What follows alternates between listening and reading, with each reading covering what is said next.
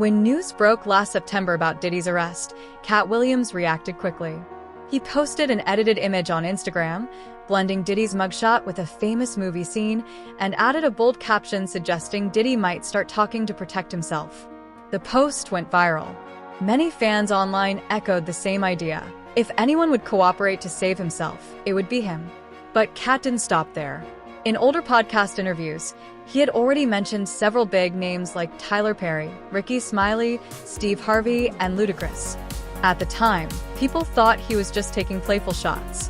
Now, some well-known figures, including Jay-Z, Aaron Hall, and Harv Pierre, have appeared in court filings connected to Diddy's case. It raises a question. Was Katt simply joking, or was he pointing towards something bigger? Now, people are starting to connect comedy with a serious legal situation. Club Shay Shay, yeah.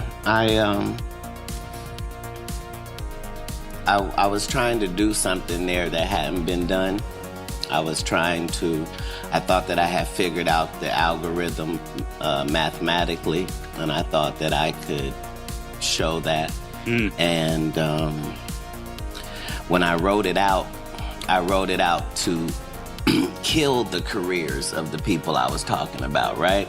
But it was so vicious that I erased all of the knockout blows and just left the jabs so that the comic I'm talking about knows that I know your real story. Motherfucker. I'm gonna tell this, but you know what else I know. So, yeah, I was... Do you want to tell any of those stories now? Well, I'm saying...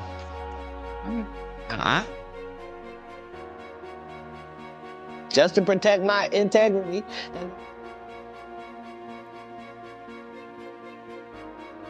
All of these big deviants is all catch.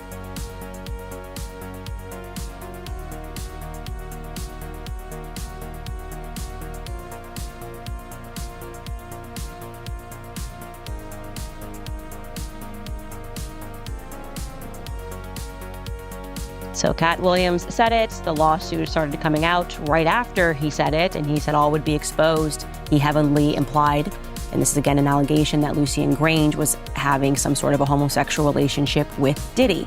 So he is the person that controls Diddy, that Lucien Grange was aware of these parties, that Universal Music Group was aware of these parties.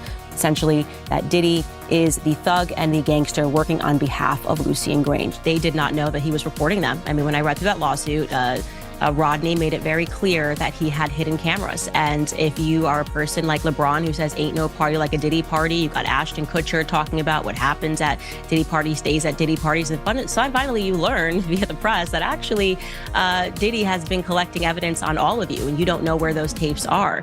That will buy your silence for quite some time because you're hoping that if you keep your head low, you're not going to be revealed as one of these people that was engaged in some of these acts, whether they were heterosexual or homosexual, it doesn't matter. Maybe you're just cheating on your wife and you don't want that to get out into the public. Maybe you were, as Katt Williams described it, in one of the rooms. He said you could just walk around the house. He said this on stage years ago, that you could walk around the house and you would see people engaged in various sex acts. And again, Katt Williams was someone who was dismissed as crazy and dismissed as a drug addict. And it turned out that, or it seems that if these allegations are proven to be true, and I believe they are, then he was telling the truth. Do you think that like stars and get offered that kind of thing, like to compromise themselves sexually for entertainment? I was as shocked as anybody about how powerful Harvey Weinstein was at the time that I was meeting with him, and how he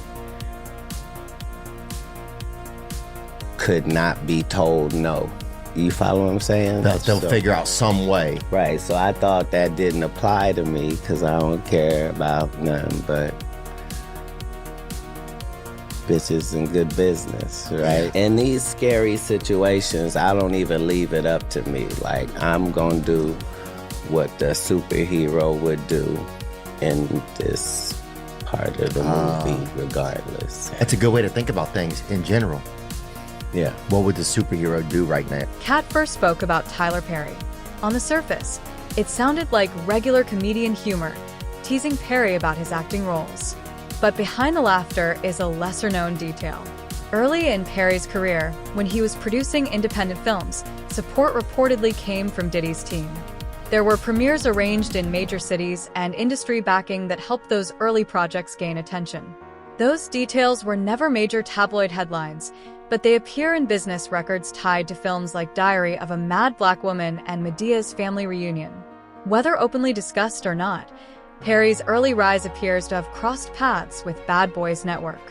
I heard that you bought a military base in Alabama. Is that true? A military base? As starving comedians would do. Now, I don't know if you're being truthful or not. Did you really buy one? Yeah, Fort McClellan. Yeah, What?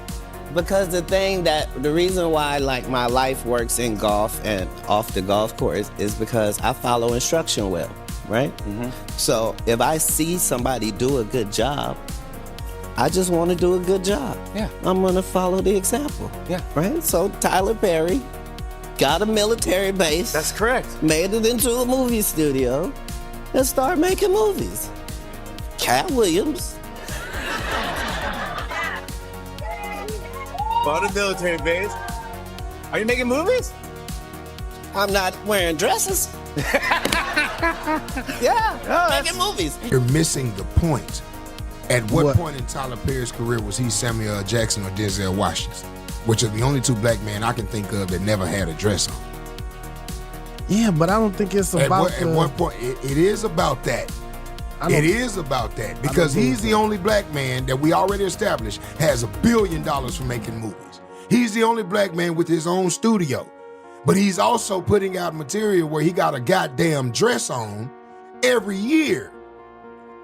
because Every time you turn around, at every iteration of his success, be it the plays that took over and got him popular, be it the shit that he did on TBS, be it the first movies that he did, be it the movies that he does now. So what is his excuse for doing Madea content now? because there's an audience for it. There's an audience for it. There is an audience. If there's an audience for it. There is an Tyler Perry told his male actors they're not allowed to consort with me because I saw you at a Diddy party, Tyler. And you were having a glorious time.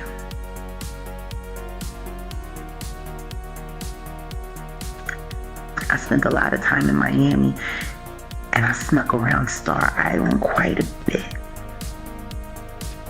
I know Christian isn't lying, but I need him to tell me what happened to my friends. And I don't care how long it's been since I talked to them, they will always be my friends. Always. Tim and Durrett and Lamont Rucker were not the same after they went on camera with Tyler Perry. Christian, I think you can tell me why. Ricky Smiley is another name Katt mentioned. Smiley spent time at exclusive industry gatherings in Atlanta connected to Diddy's circle. These were private, invite-only events.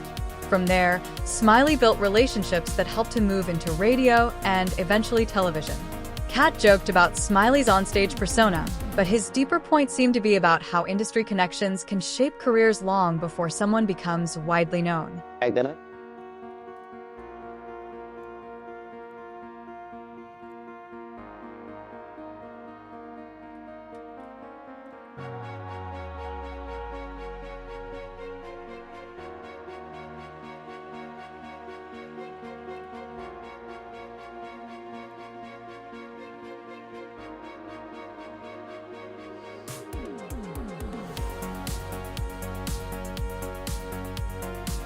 But when you reported a long time ago that James that he mysteriously got sick and mysterious and everything that allegedly did, but how did you but when you reported that back then months ago, did you say what was that in your reporting? Yeah, they were saying that Diddy, because Diddy and Jamie Foxx were good friends, and they broke up. I mean, they stopped being friends, and they just.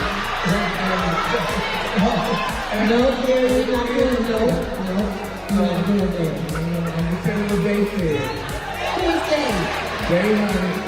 They that wait. They can wait on the Lord. All right, y'all, we gonna wrap up the house. I Googled you to see what are the questions that people are wanting to know. Is Ricky Smiley married? No. Have you ever been married? I was married. Oh, I was married for 12 years. When? Man, I was married back. Did I know you?